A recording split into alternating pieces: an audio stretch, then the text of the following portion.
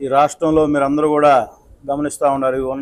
ఒక సంవత్సరం పరిపాలన ఉమ్మడి కూటమి ప్రభుత్వం ఈ రాష్ట్రంలో అభివృద్ధి సంక్షేమ పథకాలు ఏ విధంగా ప్రజల వద్దకు తీసుకెళ్ళిందో, ఇప్పుడున్న క్లిష్ట పరిస్థితుల్లో కూడా ఈ రాష్ట్రాన్ని ఏ విధంగా బ్యాలెన్స్ చేసుకొని రాష్ట్ర ముఖ్యమంత్రి చంద్రబాబు నాయుడు గారు ఈ రాష్ట్రంలో ఉన్న అన్ని వర్గాల ప్రజలకి కూడా ఏవైతే ఎలక్షన్లో ప్రామిస్ చేశామో అవన్నీ కూడా 1 by 1 చేసుకుంటూ వస్తూ ఉన్నారు. మనందరం కూడా చూస్తూ ఉన్నాం.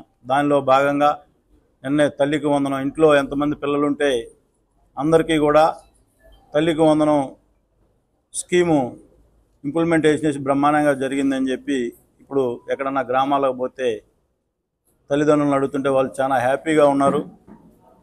అలాగే అభివృద్ధిలో కూడా ప్రతి నియోజకవర్గానికి కనెక్టివిటీ రోడ్లు కానీ, సిమెంట్ రోడ్లు కానీ, పేద ప్రజలకి గోకుల్ షెడ్స్ కానీ, అలాగే ఇరిగేషన్, గత ప్రభుత్వంలో ఇరిగేషను రైతుల పట్ల ఎంత నిర్లక్ష్యంగా అవలంబించారో మనందరం కూడా చూసాం.